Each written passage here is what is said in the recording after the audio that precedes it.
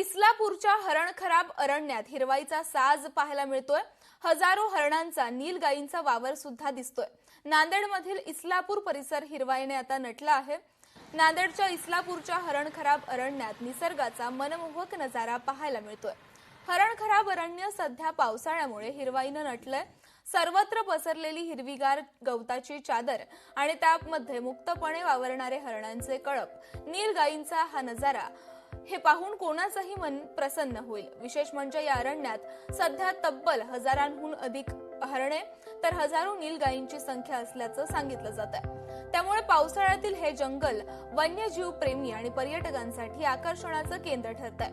सध्या हे अरण्य वन्यप्रेमींसाठी निसर्गाच्या कुशीतलं एक अनोखं आकर्षण ठरतंय। याचाच या जंगलातून खास लोकशाहीच्या प्रेक्षकांसाठी आढावा घेतलाय आमचे प्रतिनिधी कमलाकर बिराददार यांनी। पाहूयात।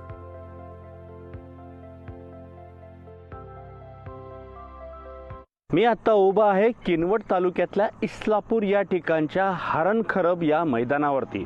हरणखरब म्हणजे या मैदानाला असं नाव दिलेलं आहे। या ठिकाणी हरणांचा मोठा कळप आपल्याला पाहायला मिळतो। त्याचसोबत नीलगाय आणि काळविटांचा या ठिकाणी वावर मोठ्या प्रमाणात आपल्याला पाहायला मिळतोय। खरं बघितलं तर हे जे गवत आहे या ठिकाणी हे सर्व जे हरणं आहेत या ठिकाणी का असतात तर आपण बघू शकतोय की हे जे गवत आहे हे कोवळं गवत जे हरणांचं एक खाद्य आहे, काळविटांचं हे खाद्य आहे, नीलगाईंना हे आवडणारं खाद्य आहे आणि हे याच ठिकाणी मिळतं। म्हणून ही जी प्राणी आहेत जे या ठिकाणी आपल्याला मोठ्या प्रमाणात पाहायला मिळत आहेत। हिंस्त्र प्राणी, बिबट असतील, वाघ असतील, त्याचसोबत अनेक असे प्राणी या ठिकाणी आपल्याला पाहायला मिळतात। त्याचबरोबर अस्वल सुद्धा या ठिकाणी मोठ्या प्रमाणात आहेत। असं निसर्गरम्य वातावरण या किनवट माहूर या तालुक्यामध्ये आपल्याला पाहायला मिळते। याचा आनंद घेण्यासाठी पर्यटकांची मोठी गर्दी सुद्धा या ठिकाणी होताना आपल्याला पाहायला मिळते। कमलाकर बिराददार,